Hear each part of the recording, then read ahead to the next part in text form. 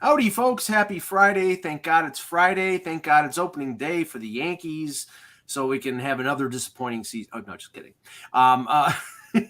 We'll start with the pre-show. Go ahead, Russ. Well, let's talk about the Yankees, Mike, and Aaron Judge, and the fact that you won't have him to complain about anymore next year because he didn't come to terms with the Yankees. Why would Cashman offer him less than what Giancarlo Stanton is making on the same team? That's why he's not accepting the deal. Why would he do that? Well, okay, first of all, they said the two sides are negotiating, and I don't believe that it's over with in terms of him signing a contract. I know he said if I'm not signed to a deal by the first pitch, I'm not going to sign. You know, if they're in negotiations and we've seen this before. You know, like if they're negotiating in good standing, there could be a deal in the first week. But the problem is that I think Judge is 31 years old. And I will bet you anything it's not the money. I will bet you anything it's the term. I've heard 6 years and he wants 8.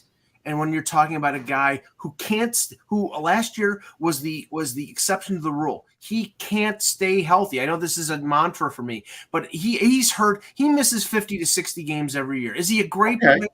Yes. You know, will that stop if eventually they move him from, say, right field to first base? I mean, he's got the physical stature probably to be a good first baseman because he's so big. And I mean, I don't know if he can field in the infield. That's something he'd probably have to learn. But you know, maybe that helps him extend his career. But I mean, you didn't answer my question. Would he accept less money than Giancarlo Stanton on an AAV when Stanton's on the same team in the same outfield? I don't think they're offering him less than Stanton. I think they're offering him more than Stanton. Stanton's only making $29 million. They're offering him in the 30s. Oh, is he in the 30s now? Okay, yeah, I thought the last offer was less than 30. Okay, they're offering Judge in the 30s. Yeah. Okay. Yeah, I agree with Mike on this. You know, it's the same thing I said about when they were trying to negotiate a new CBA. You know, these are just negotiation issues. I never take anybody at their. I do take general managers at the word. Sometimes we ignore when they're telling us the truth. But in this case, in negotiations, like we have not heard the last offer from the Yankees. No, but Cashman did a press conference saying they're not going to be able to come to terms in time, like he did. Yeah, but you think that there won't be one more attempt to sign him? So unless that last attempt was the last attempt, I don't know. Cashman's not been that guy. There are a lot of GMs that are like that, but Cashman's pretty down the middle with this stuff. Well, then they should trade him. You know, if that was the case, and I don't think they're going to trade him. So, they won't trade him. Unless the only issue here, and I don't know the answer to this. Maybe Mike has paid more attention to it than I have. You know, is there a reason for Judge not to want to be in New York next year? And do they know that? No, he wants to be in New York. Then I guarantee you, it is the term, though. Mike's right about the term. All fans are even saying, why would you sign him for more than 4 or 5 years? And the Yankees are going to have to deal with that. Yeah, well, but I'd be willing to bet 7 cents that we haven't heard the last of this. It's just, it's just the way it is in these types. Okay. Of things. So we'll see. It's interesting. Yeah, it is. He's 20. He's 29. He's 29 years old, and the offer apparently was $230 million on a 7-year deal. So that's $33 million a year. Okay, so he did go over the Stanton amount. So that's it is definitely the term then. Yeah, you got to let it play out. I don't think opening day is the time to panic. I mean, it may not work. No, but they've had all spring. I know that, but you and I have both covered sports a long time. I know how this works. Yes. So let's not pretend that we don't. We know that these kind of things now. Who knows? It may not. But if I was a New York Yankees fan, I wouldn't be selling all my Judge memorabilia quite yet. That's all. That's all I'm saying. And I'm sure like the Michael Kay show will be fielding calls of incredible distress from Yankee fans. That's all it's going to be. That's the whole show. If Judge gets 2 home runs today, you didn't get this guy signed. Yeah. Well, I mean, to be honest though, there is. this is on the Yankees for not getting him signed. There's no doubt about it. But I just don't think that this is the very end. And one thing, this is somewhat surprising. I agree with Mike about an injury issue. I think it's different in baseball than it is in hockey, especially when you're talking about muscle-bound power hitters. Those guys historically, traditionally, do get injured a lot because of the way they swing the bat with such force and velocity. And Judge has had a lot of those type injuries, swinging injuries. So. And it's funny, and then we'll get off baseball and start talking about hockey. I mean, they need to sign Brett Gardner too, but no, I'm just kidding. Go ahead, Mike. Well, that may happen eventually, but it's funny. It's funny that like how fragile some players are, and we were laughing. Somebody had put in a group chat about Charlie Hayes' son, Cabrian Hayes, the Pirates third baseman, who they did a we're going to sign him to a long-term deal, even though he's only had like half a good year and he was hurt most of the year. They did what Tampa Bay did with Wander Franco, and they locked him in on a long-term deal for like decent money, but not great money. And then the first game yesterday, he dives for a pop-up, and he had wrist problems all year, and they pulled him out of the game in the first inning with spasms in his wrist. It was minor, but they're so concerned about like this wrist that he had a problem with. And, it's just like, they just paid this guy big money and he gets hurt in the first game. And it just shows you when there's more money attached to something, they pull the guy and he's attached to it. If this were the 60s, 70s, or 80s, the guy would put dirt on it and continue playing. I was going to say spit or dirt. All right. Yeah, I wouldn't call Judge fragile though. I would say, it's just part of being a big time power hitter. It's like the finely tuned automobiles that it doesn't take much to get them out. Well, in your market and eventually Mike's market, Cecil Fielder missed games all the time. So but he missed going to dinosaur barbecue. Here we go. Hello, Hockey World. Today is Friday, April 8th, 2022. I'm Russ Cohen from Sportsology. Kevin Allen, Hockey Buzz. And I'm Michael Agello, and this is the HockeyBuzzcast here on HockeyBuzz.com. All right, let's start with the Frozen Four games yesterday and the final that'll be on Saturday. It's weird whenever you have these like dream team, all-star team. You think there's nobody that's going to beat that team, and then all of a sudden they get beat because it's not an individual sport; it's a team sport. But this was, Michigan looked like. How can they be beaten? Well, Denver beat them. And, now Denver beat them 3-2 in overtime. I watched some of the game, and I'm just going to make this complaint. I know my penchant is to be the bitterman and the complainer, but really you can ESPN has to take a hit for this. First of all, having Barry Melrose as the color commentator, he doesn't know college hockey. He's saying, "Hey, that guy made a great play." It's like, Barry, learn the names, okay? He's a decent NHL commentator, but college hockey, I think he's out of his depth.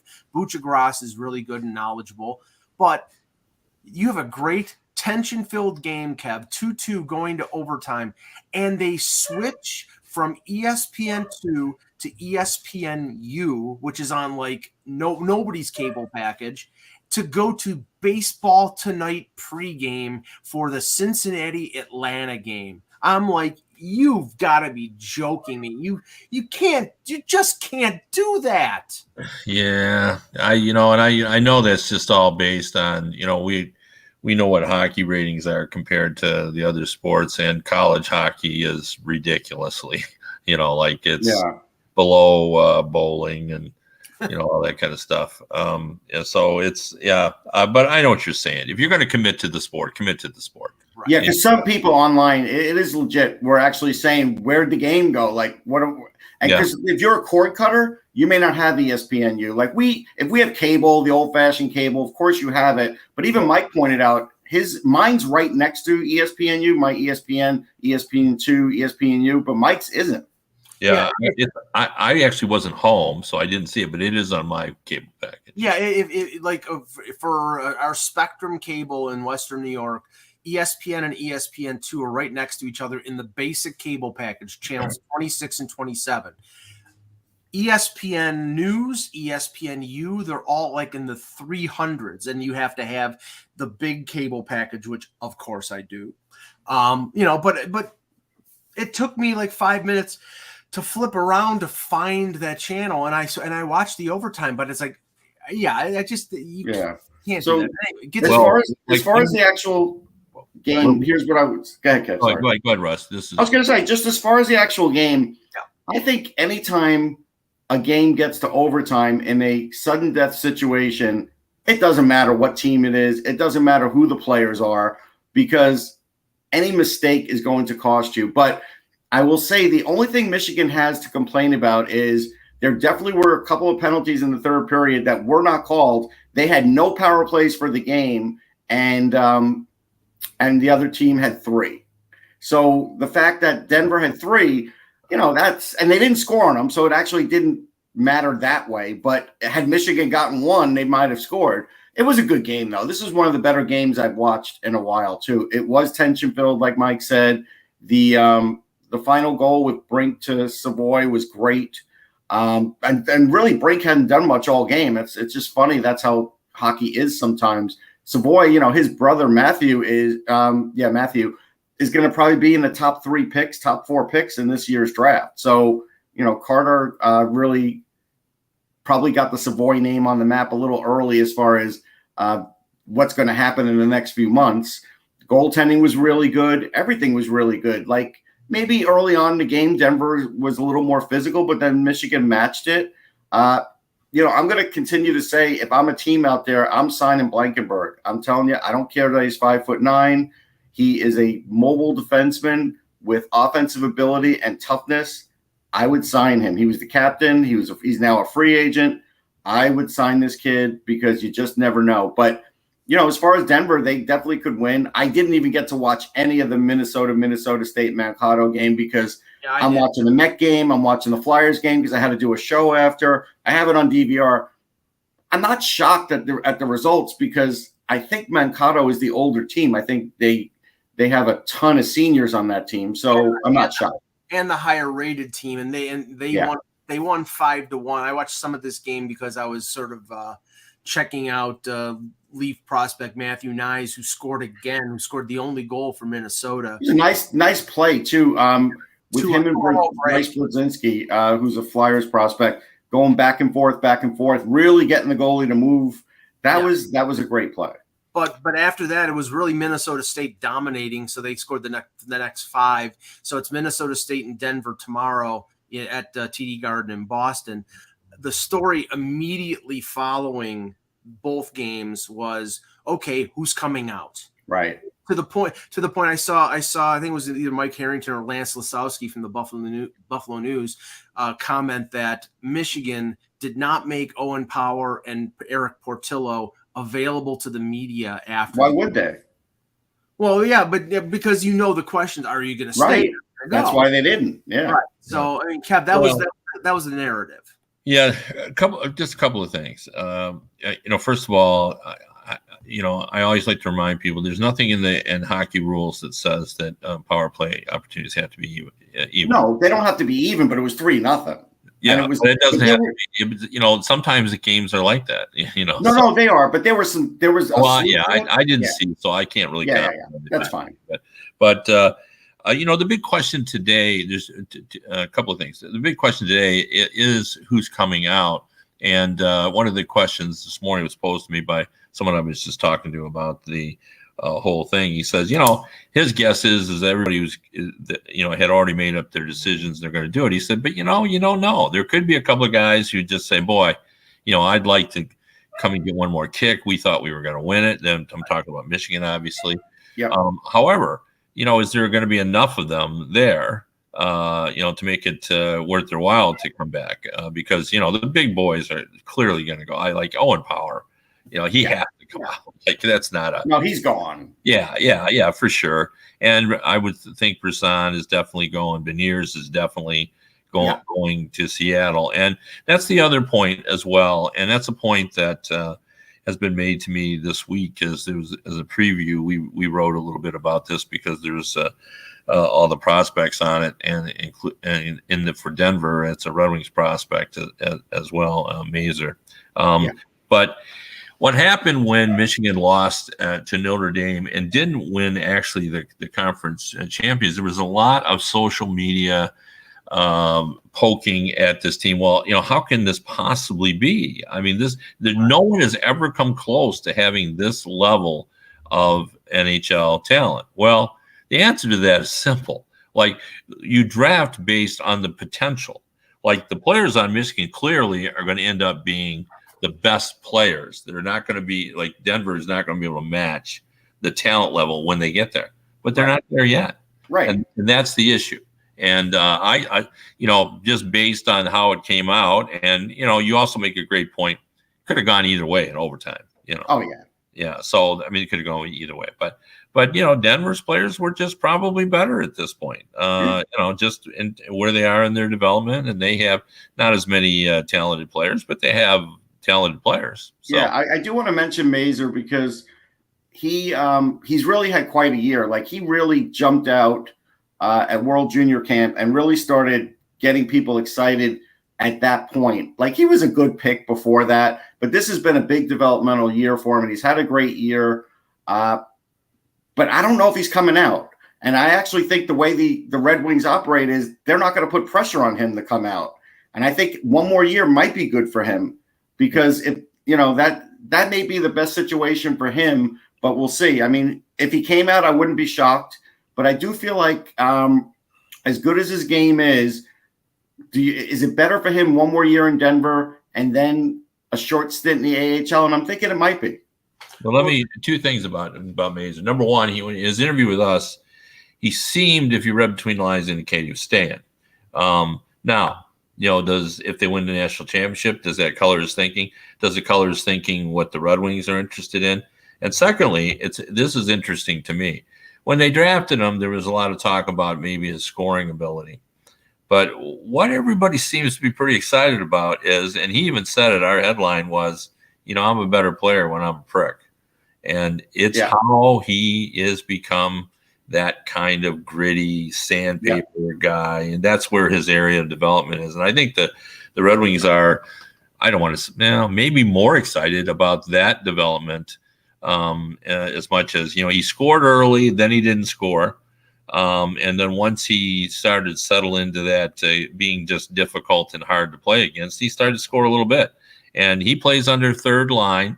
But at Denver, the third line is still a scoring line. Oh yeah. That's no shame there. No. Yeah, when I spoke to him at World Junior Camp, and I did feel that snarl that he has now, and I do feel like this is all. I don't want to say it's all come out this year, but I do think a lot of it's come out this year, Kevin. It's made a huge difference in this game. Yeah, I talked to one scout, and it's one of the more well-known scouts who thinks he's actually probably going to be a better sandpaper guy than he is going to be a scorer. Not that he won't score, but I think that there's probably something to that, because he does do all those other things. He does, and he skates well, and he's good defensively. Like, he's a smart kid too. He knew, because I remember when, just like you said, you interviewed him, when I interviewed him, he knew what he had to be. He sort of looked at the landscape and said, if I do this, this is my way of making it. And I think he figured that out. Yeah, no, that's exactly right. Two other stories that I find intriguing. One, I'm mentioning Portillo before, a third-round pick of the Sabres. And the Sabres have an odd situation where they have Luukkonen, who's playing every day in Rochester, Russ, and is staying down there for the rest of the year, according to Kevin Adams. Portillo is a year younger than him. He hasn't made the decision yet. He's a sophomore, so he has 2 more years in college. So it wouldn't be a situation where he could go free agent like Cal Peterson did. It would take him 2 more years to get to that point. Mm-hmm. So more than likely he's going to sign. But they have Devin Levi, and Levi's going back to Northeastern. So the thought here I heard on Buffalo radio is like they're going to try to get him to get, maybe it's going to be fortuitous for him to sign now because he gets to have a full pro year before they go out and sign Levi, and it's going to be a competition of these three goalies. And maybe you have too many goaltenders in the system, although you never have too many goalies. Okay, so I'm going to lay out a scenario that Sabres fans aren't going to like. But because of Luukkonen, and now because of Portillo, I think that's a big reason Levi's staying, because Levi sees the lay of the land, and he is going to be blocked by those two guys. They're two very good goalies.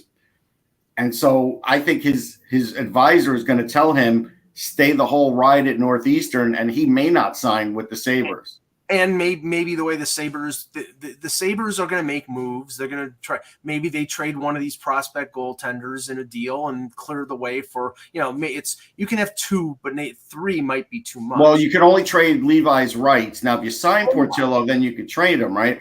I would sign Portillo to keep him. You could trade Portillo's rights too. No, well, yeah, if he doesn't sign, but Portillo's rights are worth nothing close to what Levi's would be. I mean, it's nothing. You're talking about, Levi, I think Levi was a freshman at North. I mean, but it doesn't matter. He's got a good reputation. You might be able to get a third for that, Right. But my feeling is, if this were me, if I were Kevin Adams, I'm signing Portillo because I think he could be a backup goalie in the NHL. And that's what I'm signing him for. And that's, and I say, listen, you're going to get a pro year this year. We're going to let you play some games with the Sabres. Because Luukkonen, he's down there. You're up here. You're going to get some games. I like Portillo. I think he's excellent, and I think he could be a really good backup.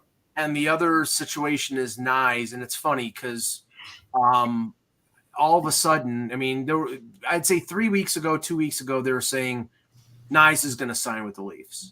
And then, Nyes was interviewed and it was sort of like, well, I really love it here in Minnesota. If he says he loves it here in Minnesota, what is he supposed to say? I hate it here. I'm going to leave. No, but what Kevin's saying is legit. I've interviewed enough of these guys that when you do get this close and you do really love the team, even though they want to be a pro, he knows he could be a pro, and he knows he won't get a chance to play in college ever again. And if he – that is a thing. There is a thing about being the big man on campus. There is a thing about maybe being a college champion. Plus now Nyes could probably get some money in advertisements, endorsements, because he is a name. So now all those things come into it, and it's like, why should he make a rush judgment? That's why I said I didn't think he would do it right away for sure. No, but Kev, I mean, that was the decision-making process with Owen Power. He went back because of the pandemic and because of not playing in front of fans. He decided to go back to Michigan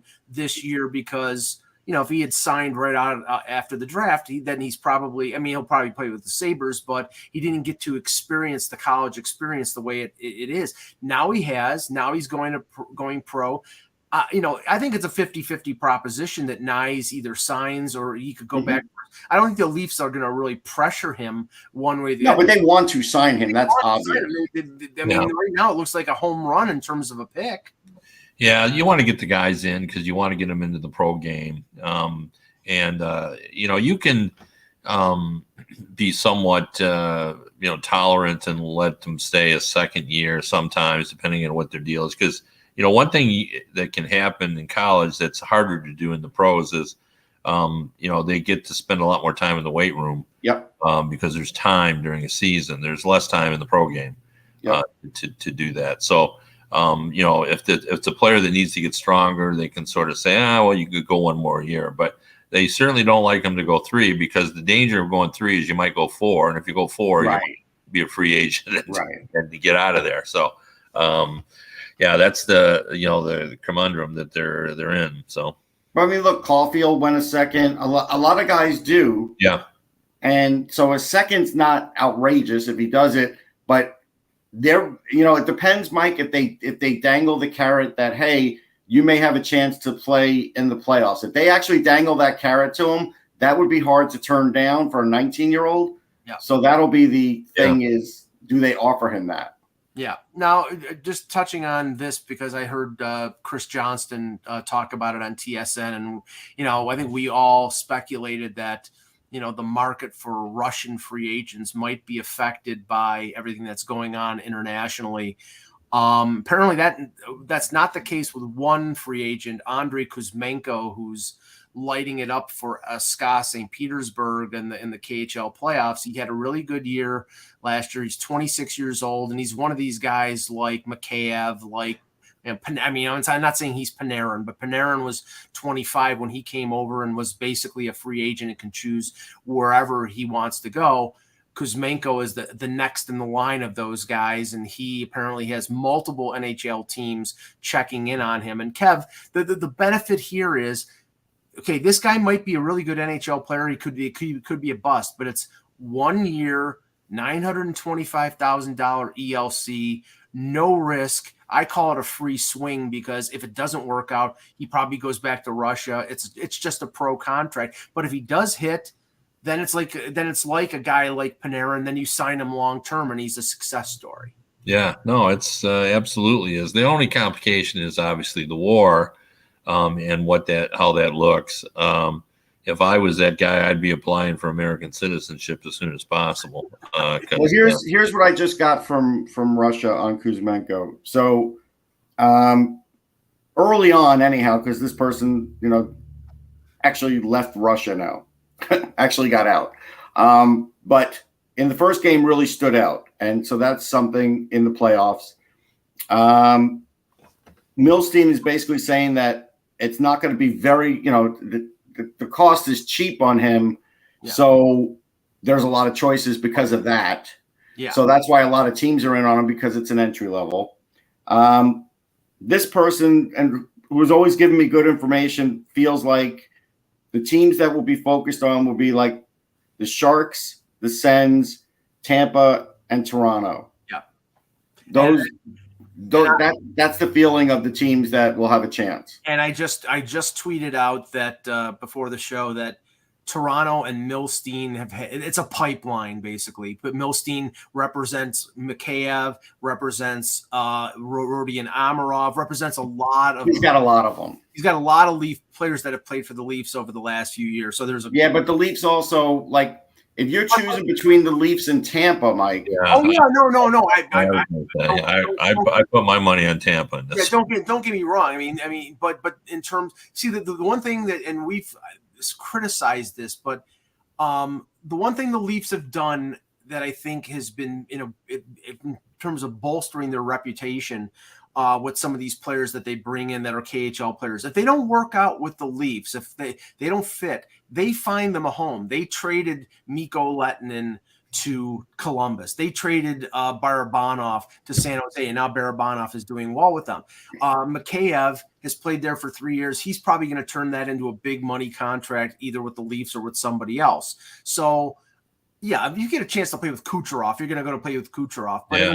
But it may depend on bonus structure, and it may depend on opportunity. If the Leafs say, we're going to put you with John Tavares on the left wing, I don't think the bonus structure will play a big in, because I don't think so either. Actually, it's going to be opportunity. I think you were right when you said that, and it depends on what they're going to offer. And this is when you got to get a little slick, and you got to say the Tampa would have to say, we could go for a long period. We feel like we can win it again, and you could be a big part of it. So So, and the problem is there's been as many busts as success stories with regard to the KHL.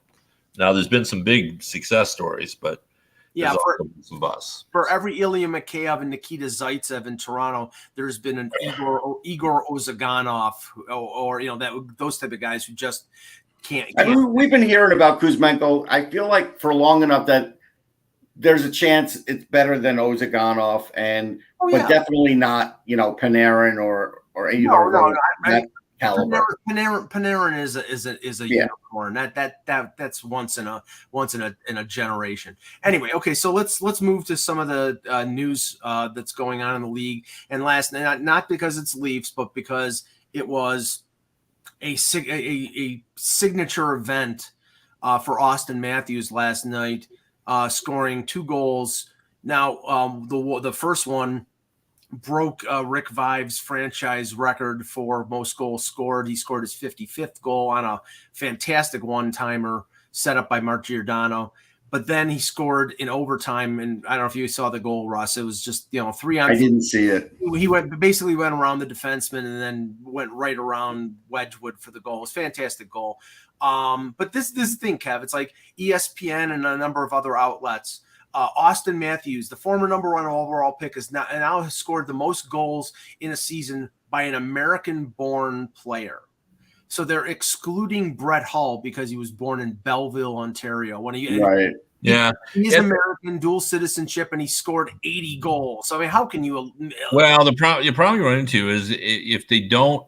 That's why they phrased it the way they did, American born, because if you put him in there, then people point out, and not only was he not born in this country, he wasn't trained here either. Like he grew up and played in the Canadian system, and it wasn't until college. So it's complicated. I know a lot about the U.S. system. I've written books on their history. I count him as an American. But not everybody does, and it's complicated. So I don't know. But Kev, you know what I always say, and you're the foremost authority, and I've been watching and covering the USA system for a while now too. There are so many second and third generation Americans that we would say are American-born players. Right. But their parents are from Canada. They played in Canada. They maybe were born here. They may have even been going back from here to Canada all the time. They may have been trained here and there. Like, there's a lot of that. But cross-pollination. But it's pretty specific. I mean, when you're born in America or you're not. Yeah, that's true. That the determination of citizenship and stuff does depend on that. Sure. And ability to run for president, that kind of stuff. So, it's an important distinction, but he's on my list every time I do, top Americans. I mean, Mike was born in America. He never ran for president. Give me time, Russ. But I mean, Austin Matthews is certainly, I mean, we talked about this before. Like, I don't really want to, put him in the debate about the best American of all time. No, I'm not going there yet either. Yeah, but boy, when he's retired, he's piling up the credentials. There's no doubt about that. But okay, and I'll float this caveat. Because I saw this online after the game, Russ. It was basically congratulations, Austin. You're fantastic. You're one of the best players in the league. Now show me this in the playoffs. Because somebody said it that way? No, I mean just fans.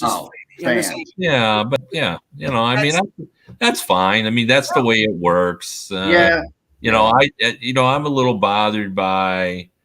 And I've talked about it a lot, but it bugs me when, great players are, people diminish their accomplishments simply because it bothers me too. Because again, is anybody going to say the Leafs aren't winning because of Austin Matthews? No. I mean, it's ridiculous. I mean, there's been some incredible players who have just simply not picked up and.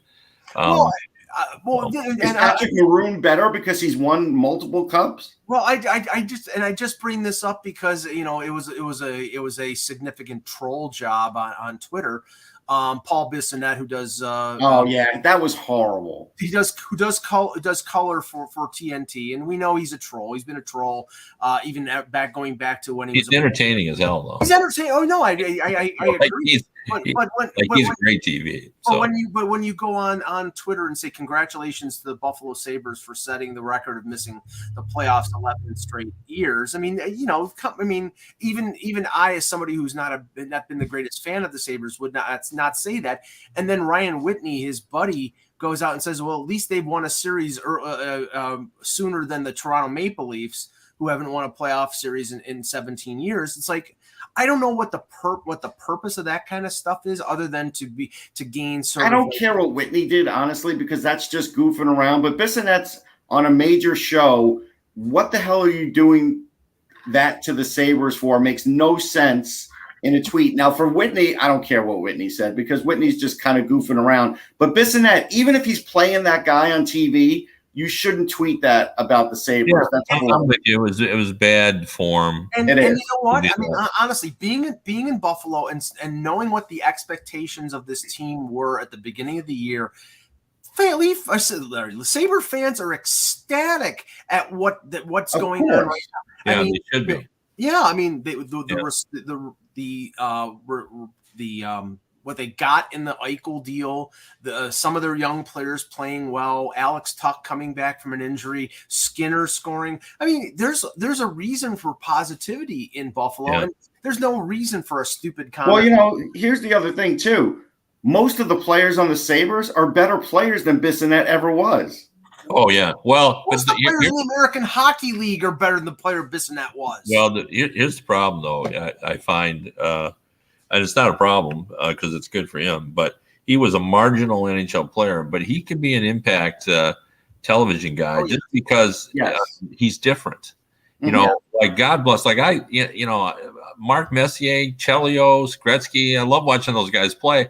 But they haven't distinguished themselves. No, they haven't. That's true. And Bissonnette comes in and he's fresh, entertaining. Yeah. Does he cross the line for sure? Yeah, he's as close as TNT got to, somebody like Barkley or Shea. Right. Yes. Yes. I mean, well, that's a great comparison, Mike. That's a great comparison, and that's good for it. Speaking of Hall of Fame, I wanted to bring this up. I wrote about it yesterday because we had talked before when Eck did that thing, which I thought was kind of fun. Who's going to be a Hall of Famer and all that. And when we hit Getzlaf, everybody, we kind of went, yeah, we think so. Boy, I think at first blush, it's like, yeah, we think so. But if you dive into his numbers, he is clearly in the Hall of Fame. Like I don't know what we were thinking. Well, I don't know. I have to dive into his numbers.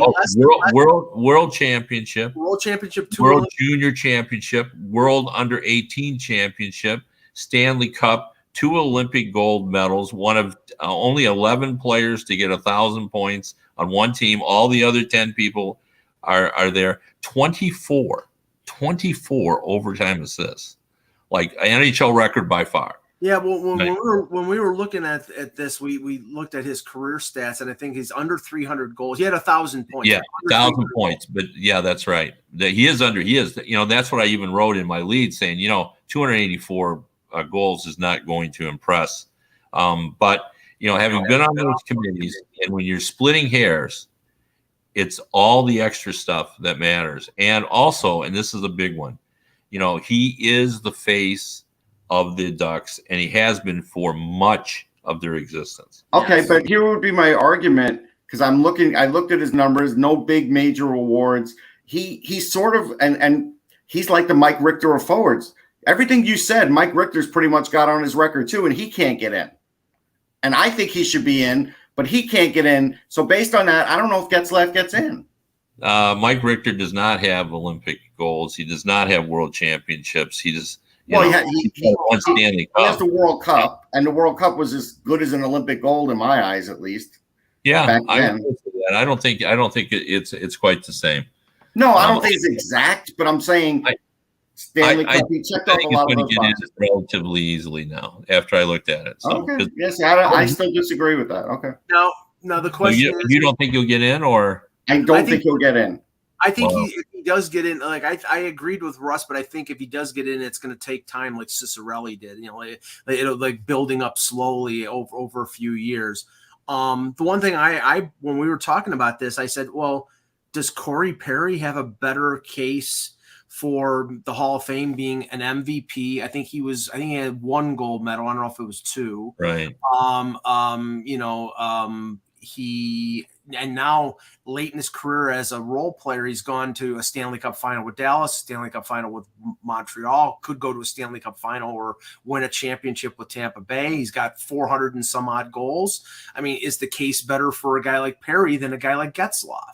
Yeah, no, I think Getzlaf is in just because of all the extra. Another thing that works against him, he's only had 3 seasons in the top 10 scoring. Yeah. Yeah, I mean, it's going to be. I think, Russ, you're looking mostly at statistics, and statistics is the starting point of the discussions. But mostly in those things, the discussions move well off of that pretty quickly. As sports writers, we look at statistics, and I think that's a qualification number. That's your entrance into the nomination. Then you get beyond that because all these players are great, as I've said this before. So you're splitting hairs. So now you got to. There's no question about that. He's a great player. So you get into discussion of all those kinds of things. And another thing that is going to help him is his playoff numbers are better than his regular season numbers. That will help him. Yeah. So that's another point. And captain, the number of captains for 1,000 points, and on the same teams as well. So that number, that group includes Mary Lemieux, Joe Sakic, Yzerman, all guys who are in. In fact, that one about the 1,000 points, everybody on that list is in the Hall of Fame. Right. So, interesting news yesterday. We touched on it briefly regarding Doug Wilson stepping down as general manager in San Jose. And a couple things, Kev. One, Elliot Friedman reported that this is not him essentially saying I'm retiring from hockey. He may be open to going someplace else and being in management. And the other thing was that it's going to be an extensive search in San Jose for a new general manager. Doesn't sound like their interim GM. He may be part of the mix, but that it's not going to be a Kyle Davidson situation where they do a search and it's like Dick Cheney. I'm doing a search for vice president and then it's me. But the thing that Friedman reported that was just head scratching, that San Jose ownership will want a general manager who will not want to tear down that team and rebuild it. And I look at that team and I think they're the poster child for a rebuild. But if the ownership is intent on like retooling and trying to do something and stay competitive, I think they're going to limit themselves in terms of what general managers are going to be willing to take that job. Well, but it's hard to tear that team down. Like call that team up. It's not every team is set up so you can just strip it down to, the chassis and start over again. It's hard, but they've got too many long-term deals. You're not going to buy out those contracts. It's going to stretch too far, forward, which would, prevent you from rebuilding the way you want anyway.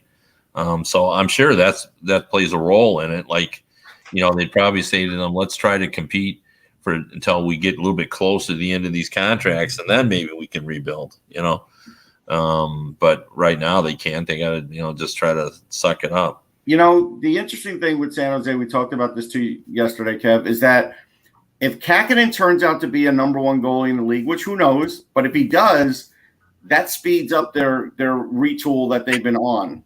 And because fair. They already were more competitive this year than we thought they would be. They're a team that is really good at signing free agents as far as college free agents, KHL free agents. Shintsov, they just signed to another deal. I didn't even know who he was when Tim Burke brought him up to me and had me, and really got me interested to the point where I wrote about him in his first season. I didn't even know who he was. But it does show you that the level that the Sharks scouting has sort of gone to. I've mentioned this before that they have a bunch of scouts in the AJHL, which again has been producing talent, and they have a kid, Alex Young, who's really doing well at Colgate. He's one of the examples. They have a lot of. Here's the thing: to the average fan, I could see that it doesn't look great, but then when you start looking at what they have prospect-wise in other places, it's not bad. I mean, I'm not telling you they're the best, but I'm telling you they do still have a feeder system. Yeah. Well, and once they signed Hurdle, and I'm guessing the conversation with Hurdle from Hurdle's end was, what are you guys doing moving forward? Right. Because, and you don't want to lie to anyone because that gets around. So if they pledged to Hurdle they were going to continue to try to win, they can't back off now, regardless of whether Doug Wilson is or isn't there. Yeah. Just because it's just bad form, and they have to do that. So I think it makes perfect sense for them to, at this point anyway, to say, let's try, and then get a little farther down the line, see what they do, and Well, I knew as soon as they terminated. And have we heard a peep, one peep about the Evander Kane contract termination? I haven't heard one thing since they said the league was going to investigate that. There has not been one bit of news on that one. But as soon, Kev, have you heard anything about that at all? So I mean, that's unbelievable. But as soon as they did that, you knew that was essentially to open up space to sign Hurdle, and Hurdle signed, I think, for $8 million, and Kane's deal was $7 million. So that sort of fit nicely. One thing just to point out, just an obvious one from like yesterday. You saw the kind of game and season that Thomas Bordeleau had. What if he comes out? Like, that's another player for the Sharks. William Eklund's close. Eklund, yeah. I mean, they have better players than I think people think. He had 4 assists in 9 games as an 18-year-old, so he's probably not far off. No. Well, yeah, and he was irritated, if you remember. Yes, he was upset. And he said so. Yes. And which I thought was interesting because Swedes don't normally do that. No, it's true. Yeah, no, they're they don't rock the boat. But he did. So by the way, Russ, Alex Stalock has gotten into 1 game for the San Jose Sharks. He has either equaled or beaten Carter Hutton's goals against and save percentage for the year. His goals against is 7.81 and his save percentage is 786. He does. Here's what I will say in defense of me. This is post-COVID Alex Stalock. I think we have to give him a chance to really, like, before COVID, he was a pretty good goalie. Everybody here would say that. Stalock's always been a good backup. Yeah, but post-COVID now, I don't know if he can play anymore. Like, I just don't know. Yeah, well, but we should mention before we go about the Oilers. I mean, unfortunately, this is the sign now for the Oilers missing the playoffs. Yeah, but I mentioned the other day that I had talked to a scout who had seen them play, and he likes how they're playing. Again, he has questions about their goaltending, but that is what it is. So they're just going to have to deal with that. But they are entering, as Mike pointed out, a stretch where they're going to play better teams. But during this run where they've won 12 of 15 or something like that, they have beaten Tampa Bay. Now Tampa Bay's struggling a little bit too. Yeah. And they've beaten the Kings twice. Tampa doesn't look great at the moment. That's true. I don't want to say terrible, but no, but they don't look great. No, there's like 6 and 9, I think, in the last 15. They don't look in their last 3 games. They've given up 15 goals. It's been awful. It's been awful. Yeah. So. And tonight's a big matchup. If you look at the schedule, Boston versus Tampa Bay, because they're tied at 93 points. Same amount of games played. I mean, right now, those two, the Leafs have opened up a 5-point gap on both of them. Right now, it looks like those teams, one team is playing for 3rd place and one team is playing for the first wild card in the East. And that's the difference between playing Toronto or playing Carolina in the first round. And one last thing, too. The Rangers really, taking it to Pittsburgh the way they did. They've taken it to Pittsburgh now a couple of times. And if that is the team they're going to match up in the first round, this is where maybe regular season wins do matter a little bit down the stretch, because it's got to have Pittsburgh at least thinking, what are we doing wrong here? We got to fix this before we play them in the playoffs. Well, they're only 2 points behind Carolina, Russ. So right, I know. A situation where they might be playing Pittsburgh or they might be playing – if they could finish first place in the Metro and end up getting Tampa Bay for their trouble. Well, again, if I'm Gerard Gallant, I continue to tinker with the lineup so Carolina has that top spot.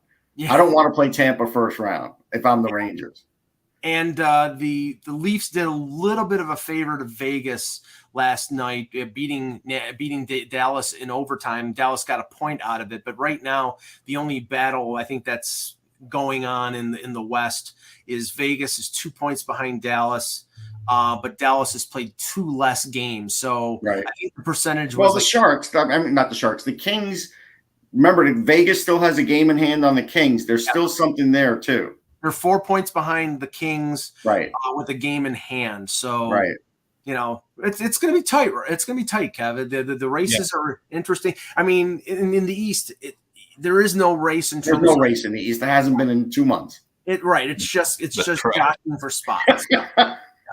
As much as Ack wanted to create a race, no race. There is no race, and in jockeying for spots, as much as those are always fun to talk about, you got to beat them all if you're going to win the cup. So you do. So I'm guilty of it because I wouldn't want to see, for example, from entertainment's perspective, I wouldn't want to see Tampa Bay and Florida play in the first round. No, nobody would. Yeah. No, you don't want that. But you know, you got, if you're going to win on there, you're going to, in the East, you're going to beat 4 good. Although I will tell you, Kev, as a fan, and Mike would do this too, and you may have done this as a fan before you were a sports writer, you would look for the easiest path for your team to win. And I remember doing that for the Rangers in '94. I was looking at, well, and they did get the easiest path until they got the Devils. Like that, it worked out for a little while. That's true, but although when you're a fan, you know, when you're a sports writer, you realize there really is no easy path. No, I know. But when you're a fan, you try to think, you know, exactly what you just said. Well, this is, you know, we beat them twice, and you know, it really doesn't work like that. Tell the Leaf fan that when they played Montreal last year, that looked like the easiest path. Yeah, that's what I don't want to see. Another one I don't want to see. I do not want to see Boston and Toronto. Oh, you know, it's just you know, that's all. We've been there, we've done it. I'm tired. Well, if you want to see a large metropolitan area go through group PTSD, then Toronto versus Boston. But you know what? This might be the only way that the fan base of the Maple Leafs get over this persecution complex that they've had. No, but you know, here's the funny thing. I agree with you, Mike. I think though, if first game would be in Toronto, right? You know, Marchand is going to do something to set the tone in the series, or try to. He'll try to lick Jack Campbell. He'll do something bizarre. Yeah. So, all right. Great show, guys. We'll be back on Monday with another edition of the Hockey Buzzcast. For Kevin Allen, for Russ Cohen, I'm Mike Lagello. Thank you for watching. And remember, without the buzz, it's just hockey. And go Yankees.